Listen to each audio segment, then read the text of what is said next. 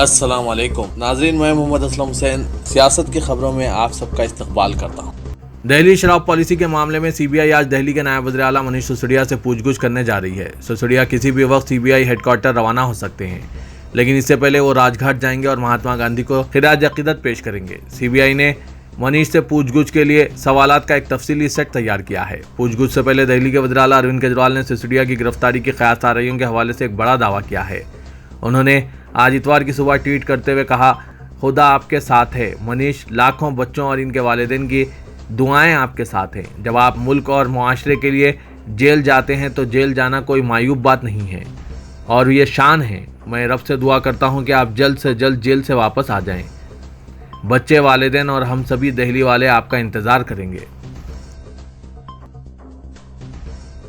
फ़िरक़े वाराना हम आहंगी के फ़रोग़ के लिए मुसलसिल कोशां रहने वाली टीस्टा सेटलवाद की समाजी तंजीम citizens for peace and justice ने महाराष्ट्र के वज़ीर आला एकनाथ शिंदे और डीजीपी रिजनेश सेठ को ख़त लिखा है। इस खत में मुतालबा किया गया है कि रियासत में बढ़ती नफरत अंगेज़ी के खिलाफ फौरी तौर पर कार्रवाई की जाए।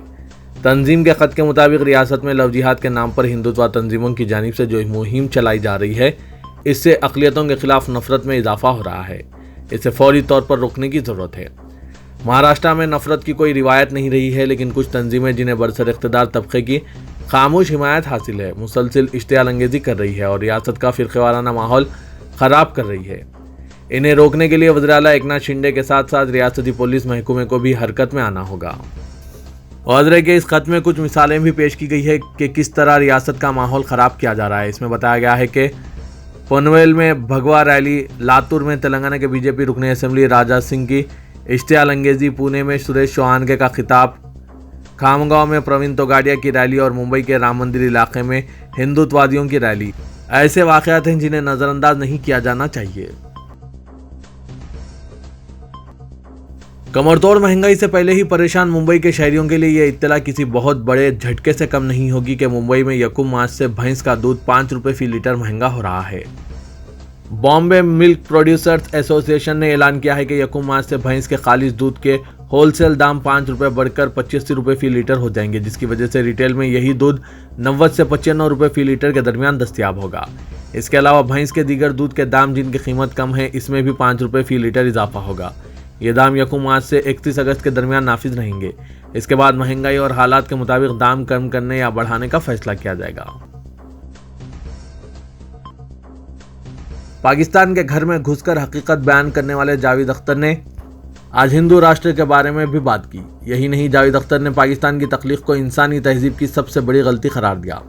गौरतलब है कि हाल ही में जावेद अख्तर की एक वीडियो वायरल हुई थी जिसमें वो मुंबई हमलों को पाकिस्तान के लिए सख्त लहजे में सुना रहे थे। बॉलीवुड के मशहूर गीतकार जावेद अख्तर ने कहा कि मजहब की बुनियाद पर मुल्क कभी नहीं बन सकता। जावेद अख्तर ने एबीपी न्यूज़ के प्रोग्राम में गुफ्तगू करते हुए ये बात कही। उन्होंने कहा कि कुछ लोग हिंदू राष्ट्र बनाने के मुतालबे पर अड़े हुए हैं। जावेद अख्तर ने कहा कि जहां भी मजहब की बुनियाद पर मुल्क बने हैं, इनका हाल देख लें। उन्होंने कहा कि पूरी दुनिया में ऐसा नहीं हो सकता, मुल्क कहीं भी मजहब की बुनियाद पर नहीं बन सका। जावेद अख्तर ने पाकिस्तान की मिसाल देते हुए कहा कि जब वहाँ 70 साल में मजहब की बुनियाद पर मुल्क नहीं बन सका तो यहाँ कैसे बनेगा। मरकज़ की बीजेपी हुकूमत पर खुलकर तनकीद करते हुए आरजेडी सरबराह लालू प्रसाद यादव ने इल्ज़ाम आयद किया कि भगवा जमात जात पात और मजहबी खतूत पर मुल्क को बांटने की कोशिश कर रही है। उन्होंने दावा किया कि बीजेपी और आरएसएस मुल्क में अक़लियतों के खिलाफ है। सिंगापुर में गुर्दे की प्योंदकारी का कामयाब ऑपरेशन कराने के बाद हाल ही में वतन लौटे लालू प्रसाद यादव महागठबंधन की रैली से दिल्ली से ऑनलाइन खिताब कर रहे थे। आरजेडी महागठबंधन का हिस्सा है। उन्होंने कहा कि बीजेपी और आरएसएस अक़लियतों और समाज के कमज़ोर तबक़ात के खिलाफ हैं। हम महागठबंधन 2024 के लोकसभा और 2025 के बिहार असेंबली इलेक्शन में बीजेपी का सफाया कर देंगे। कांग्रेस की सुपुर्दोश हुई सदर सोनिया गांधी ने मौजूदा वक्त को कांग्रेस और मुल्क के लिए खास चैलेंजिंग करार देते हुए कहा कि वज़ीर-ए-आज़म नरेंद्र मोदी और बीजेपी आरएसएस ने हर इदारे पर कब्जा कर लिया है और इन्हें तबाह कर रहे हैं। कांग्रेस के 25वें मुकम्मल इजलास से खिताब करते हुए गांधी ने कहा कि मोदी हुकूमत बेरहमी के साथ अपोजिशन की हर आवाज़ को दबा रही है। इसने आम लोगों की कीमत पर चंद चुनिंदा ताजिरों की हिमायत करके मुआशी तबाही मचा दी है और अक़लियतों को शातिर तरीके से निशाना बनाया गया और इनके खिलाफ, औरतों के खिलाफ, दलितों के खिलाफ और आदिवासियों के खिलाफ जराइम और इम्तियाजी सलूक को नज़रअंदाज किया गया। 1998 में सियासत में आने के वक्त को याद करते हुए सोनिया गांधी ने कहा कि आज के हालात कई लिहाज से मुझे उस वक्त की याद दिलाते हैं जब मैं पहली बार सियासत में आई थी। हमें आगे बढ़ने के लिए सख्त जद्दोजहद करनी पड़ी। इस नाजुक वक्त में हमसे हर एक की अपनी पार्टी और अपने मुल्क के तय खास जिम्मेदारी है। कांग्रेस सिर्फ एक सियासी जमात नहीं है। हम तमाम रियासतों, मज़ाहिब, ज़बानों, ज़ातों और जिन्सों के लोगों की आवाज़ों की अक्कासी करते हैं। दिल्ली में ITO वाक़े तारीखी मस्जिद झील प्याऊ के एक हिस्से को PWD ने आज उस वक्त शहीद कर दिया जब मस्जिद में कोई नहीं था। साथ ही महकमे ने मस्जिद से मुत्तसिल शिव मंदिर के भी एक हिस्से को शहीद कर दिया। महकमे का दावा था कि यह मंदिर और मस्जिद सड़क के एक हिस्से पर कब्जा करके बनाए गए थे, जबकि मस्जिद कमेटी का कहना है कि मस्जिद करीब 300 साल पुरानी है।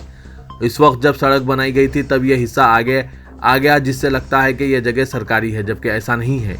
इस ताल्लुक से हाईकोर्ट में समाअत भी हुई। पहले कोर्ट ने मंदिर वालों को नोटिस दिया, लेकिन मंदिर वालों ने कहा कि बराबर में मस्जिद भी है और इसका भी एक हिस्सा बाहर है, जिसके बाद अदालत ने वक्फ बोर्ड को भी पार्टी बनाकर नोटिस जारी किया। इस ताल्लुक से अमानतुल्लाह खान का कहना है कि यह तौहीन अदालत की कार्रवाई है और हम इसके खिलाफ सुप्रीम कोर्ट जा रहे हैं। गौरतलब है कि चंद साल कबल हुई इसी मस्जिद पर इस तरह की इंहदामी कार्रवाई की गई थी। मुल्क की मौजूदा सूरत हाल, फ़िरक़ेवारियत, शिद्दत पसंदी, अमन व अमान की अबतरी और अक़लियतों के खिलाफ बदतरीन इम्तियाजी रवैये पर जमात-उल माहिन के सदर मौलाना अरशद मदनी ने सख्त तशवीश का इजहार किया। जमात-उल माहिन बिहार के ज़ेरे एहतमाम क्रिश्चियन मेमोरियल हाल में मुनक़िदा तहफ़्फ़ुज़ जमहूरियत कॉन्फ्रेंस से खिताब करते हुए मौलाना अरशद मदनी ने जमात-उल माहिन की मुख्तसर तारीख़ पेश की और कहा कि जमात-उल माहिन आज़ादी के बाद अब सियासी जमात नहीं है। इसका सियासत और इलेक्शन से कोई ताल्लुक़ नहीं है। यह खालिस मजहबी जमात है। हम किसी भी सियासी पार्टी को इलेक्शन नहीं लड़ाते और ना ही किसी की हिमायत करते हैं। कांग्रेस की सियासत भी हमारी नज़र में अगर सेकुलरिज्म के खिलाफ हो तो हम तहरीक ही नहीं बल्कि जेल भरो तहरीक भी चलाएंगे। उन्होंने कहा कि जब भी मुल्क के दस्तूर और इसके आइन के खिलाफ काम होगा हम कायदाना किरदार अदा करेंगे। अगर मुल्क जमहूरी और सेकुलर है तो ये सभी के मफाद में है, ये सिर्फ मुसलमान के मफाद में नहीं है। आज अगर मुल्क का आइन सेकुलर है तो वो भी जमीयत की वजह से है।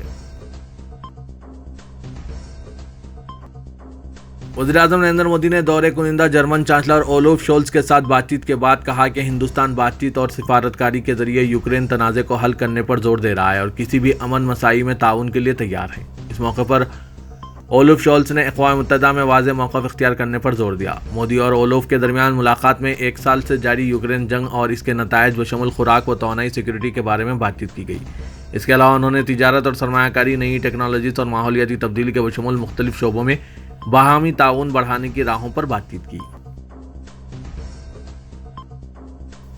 सदर कुल हिंद मजलिस इत्तेहादुल मुस्लिमीन व रुकने पार्लियामेंट हैदराबाद असदुद्दीन अवैसी ने कहा कि नाम निहाद सेकुलर जमातों को सिर्फ मुसलमानों का वोट चाहिए। वो इनके हुकूक, जान व माल के तहफ़्फ़ुज़ और इनकी शिनाख्त व तशख़ीस के लिए कभी आवाज़ नहीं उठाते। यूनिफॉर्म सिविल कोड, मुस्लिम रिजर्वेशन, गौ रक्षकों की जानिब से मुस्लिम नौजवानों के कत्ल, मुसलमानों की इबादतगाहों पर हमले, इस तरह के वाक़यात पर मुबैना खामोशी इख्तियार की जाती है। सेकुलर पार्टियों को डर है कि वो अगर मुसलमानों के हक़ की बात करेंगे तो अक्सरियती फ़िरक़ा इन्हें वोट नहीं देगा। असदुद्दीन अवैसी आज मुंबई के मेमरा थाने महाराष्ट्र में एक बड़े जलसे-आम से खिताब कर रहे थे। उन्होंने कहा कि आज मीडिया कॉन्फ्रेंस के दौरान एक सहाफ़ी ने इनसे पूछा कि शिवसेना के 2 टुकड़े हुए हैं, क्या असदुद्दीन अवैसी को उद्धव ठाकरे से हमदर्दी है? इसका जवाब यह है कि जिस वक्त मुंबई को जलाया गया और मुसलमानों पर मज़ालिम ढाए गए, क्या उस वक्त मुतासरीन से किसी ने हमदर्दी की थी?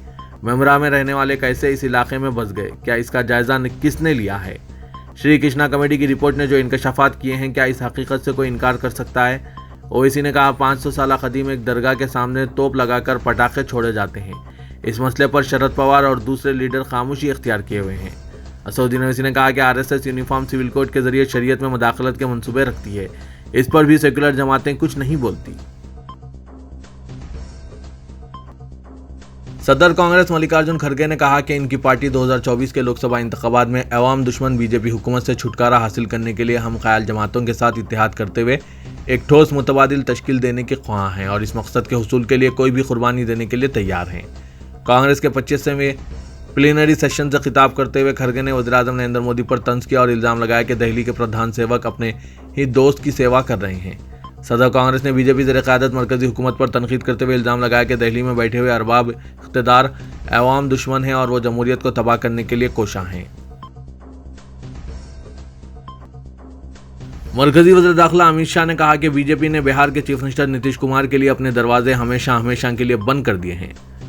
मगरबी चंपारण के लोहारिया इलाके में मीडिया से बात करते हुए अमित शाह ने दावा किया कि नीतीश कुमार हर 3 साल बाद वजारत उज़्मा की कुर्सी पर नजर लगाए रहते हैं। उन्होंने ऐसा गुज़िश्ता माह अगस्त में किया था, जिसके लिए वो पलटी मारते हैं।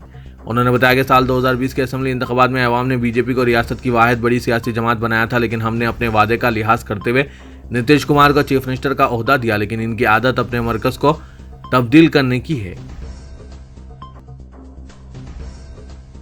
तेलंगाना की चीफ सेक्रेटरी शांति कुमारी ने 4% मुस्लिम तहफुजात के ताल्लुक से अहम वजाहत करते हुए बताया कि BCE 4% तहफुजात में कोई तब्दीली नहीं की गई है।